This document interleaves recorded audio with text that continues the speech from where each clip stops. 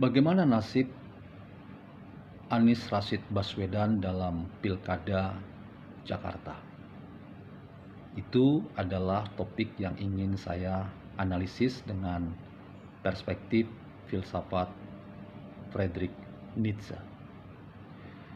Teman-teman, kita tentu dapat bertanya-tanya dan mengajukan persoalan, mengapa Partai Nasdem secara terang-terangan menarik diri dari dukungannya terhadap Anies Rashid Baswedan. Memang statement langsung kita belum mendengar dari para petinggi Partai Nasdem, khususnya dari seorang Surya Paloh.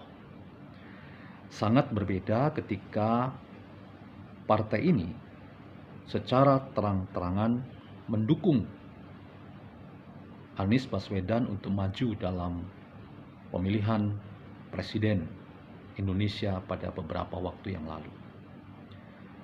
Kita melihat figur Surya Paloh sangat bersemangat untuk mengkampanyekan bagaimana orang harus menerima figur muda dan tokoh yang memberi harapan bagi Indonesia ke depan pada diri dan sosok Anies Baswedan.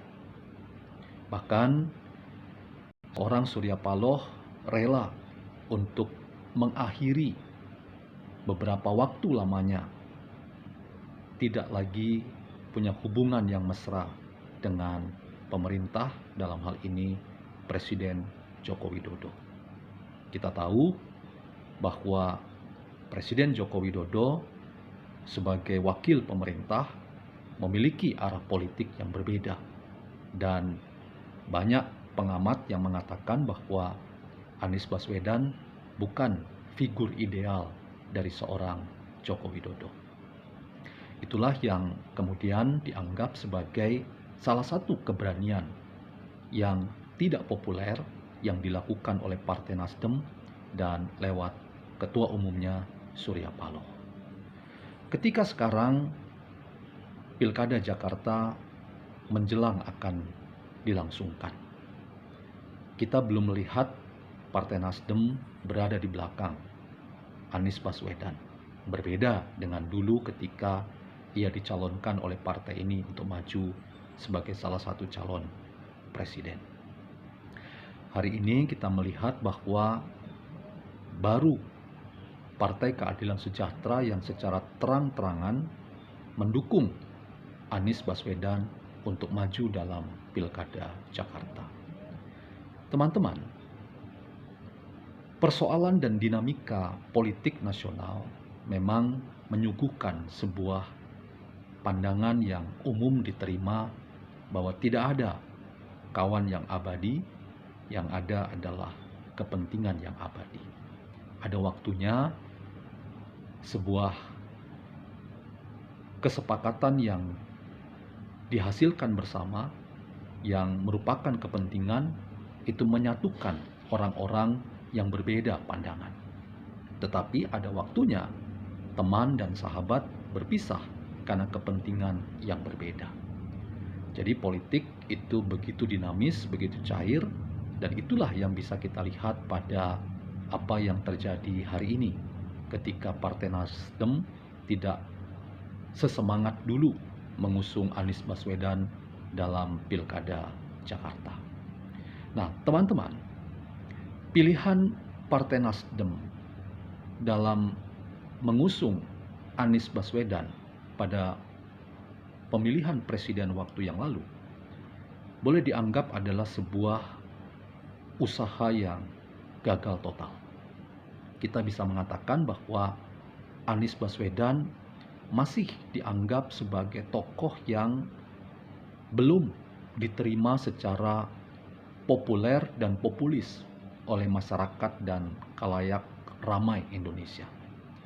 Masih tersisa pekerjaan rumah yang besar ketika kita ingin berbicara tentang tokoh publik ini, karena pemilihan kepala daerah Jakarta ketika kontestan adalah Anies dan Basuki Cahayapurnama, betapa kita semua harus bekerja keras, harus menderita dengan banyaknya kampanye-kampanye gelap dan sentimen-sentimen keagamaan yang dimainkan secara sengaja oleh kubu yang sering dikatakan itu berasal dari kubu Anies Baswedan.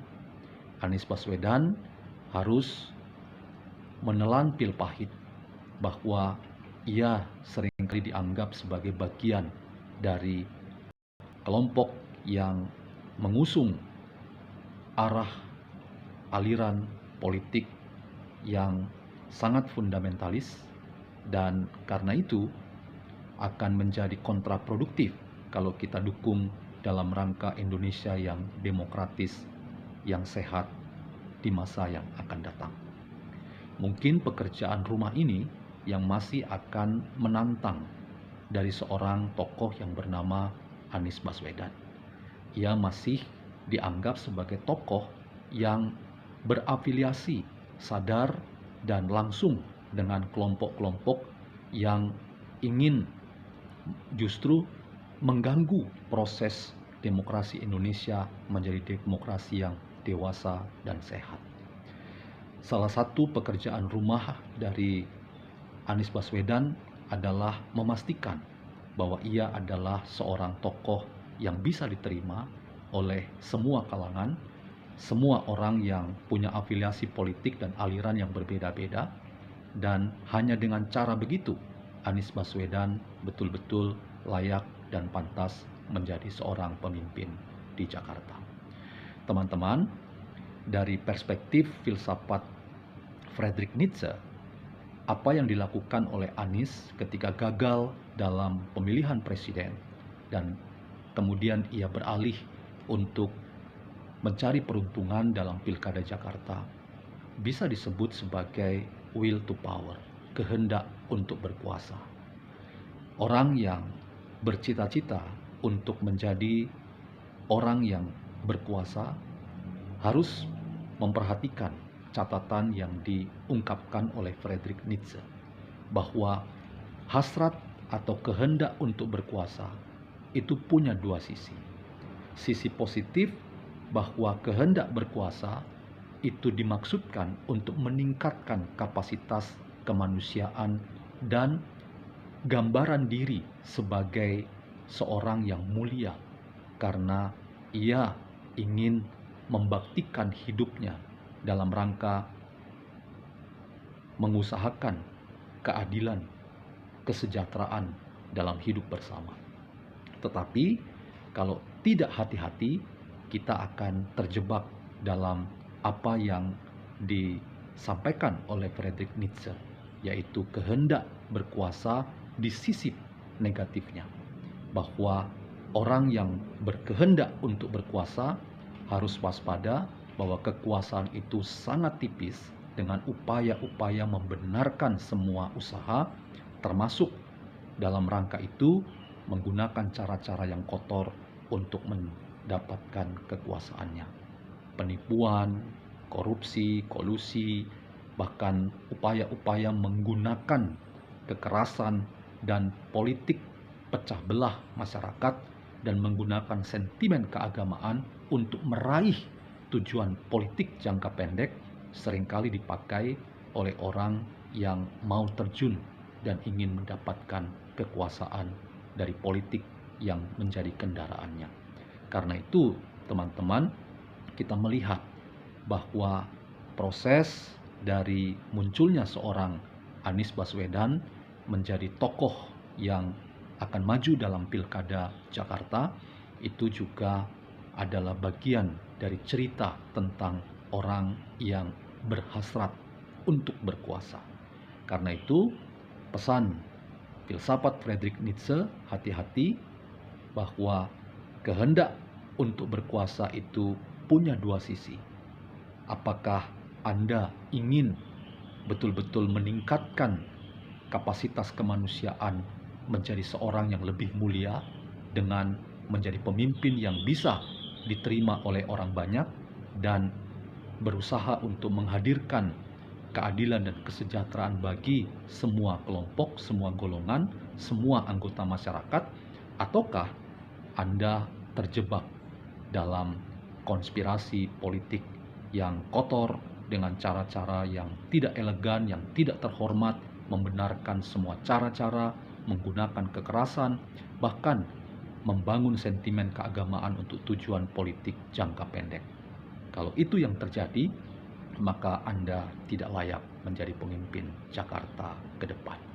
Pemimpin Jakarta adalah pemimpin yang betul-betul menggunakan kehendaknya untuk berkuasa dalam rangka meningkatkan kapasitas kemanusiaan. Itulah pesan Friedrich Nietzsche buat Anda yang berkontestasi dalam pemilihan kepala daerah di Jakarta.